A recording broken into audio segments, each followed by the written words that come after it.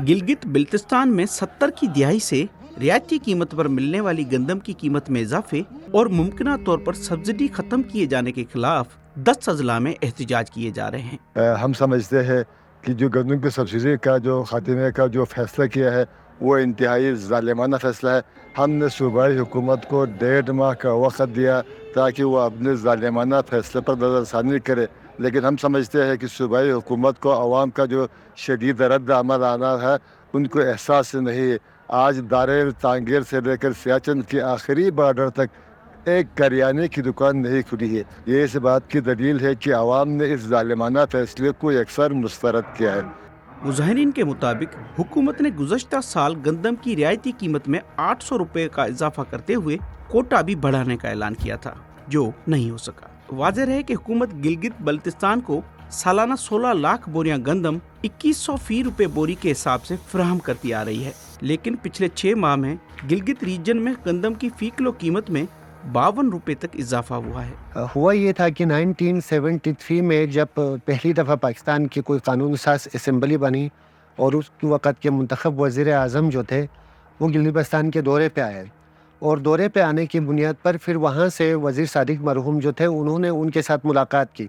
उस मुलाकात में भुट्टो ने यहाँ के लोगों के मफलूकुल हाली देखी और माली तौर पर परेशानियाँ देखी, तो उन्होंने ये कहा कि हम आपको गंदम उसी रेट पे देंगे जहाँ पे पंजाब की किसी कॉप पे या किसी किसान के खेत में जो पैदा होता है। तो इससे फ़ायदा गिलगित को ये हुआ, यूँ समझ लें कि इब्तदाई जो प्रोड्यूसर था उधर से लेकर लास्ट कंज्यूमर तक रेट बढ़ी नहीं, ट्रांसपोर्ट की वजह से रेट नहीं बढ़ा, तो आपको वो सस्ते पैमानों पर वो मिल गई। मकामी लोगों के मुताबिक वज़ीर आला हाफिज़ुर रहमान के दौर 2015 से 2020 में हुकूमत ने गंदम के बजाय बजट देना शुरू कर दी।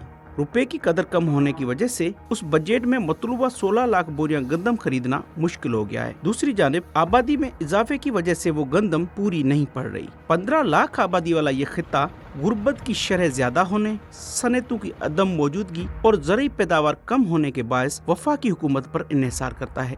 18 अमेंडमेंट के बाद ये हुआ था कि बहुत सारे सब्जेक्ट खुद वफाक ने उन सूबों को मुंतकिल कर दिए। टूरिज़म का उनको दे दिया, लोकल प्रोडक्शन का उनको दे दिया, अंदर की आज़ादी उनको दे दी। गिलगित में ये चीज़ें भी नहीं थी। सिर्फ इन्हीं का रेवेन्यू जनरेट करके गवर्नमेंट पाकिस्तान के बजाय गिलगित की हुकूमत के पास जाता तो कितना रेवेन्यू जनरेट होता। हमें रेवेन्यू जनरेट करके हम दे भी रहे और उसका हमें रिस्पांस क्या मिल रहा है? NFC अवार्ड से आपका कोई खाता नहीं है।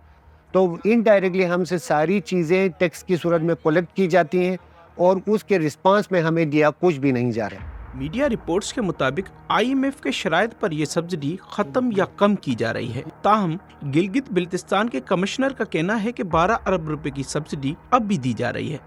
नॉर्मली अगर हम ये कहें कि 1,30,000 बैग्स पर मंथ हमें चाहिए होता है, लेकिन क्योंकि हमारे पास पैसे ना होने की वजह से हम हार्डली 1 लाख लेते हैं, यानी हैंस कोई 30,000 बैग्स का शॉर्ट फॉर पर मंथ होता है। उसका फिर कॉन्सिक्वेंट एक्शन तमाम डिवीजन्स और डिस्ट्रिक्ट्स पे होता है। So overall government of Gilgit Baltistan का ये है कि ये आटा है वो जो डिज़र्विंग सेगमेंट्स को मिले और ऑफिसर जो क्लास है उनको ना मिले, एंड देन फिर जो रेट्स हैं उनको रैशनलाइज किया जाए ताकि हम जो 16 लाख बैग्स हैं जो हमें कोटा गवर्नमेंट ऑफ पाकिस्तान की तरफ से है उसको हम ले सके ताकि यहाँ पे उसकी कोई कमी ना हो सके।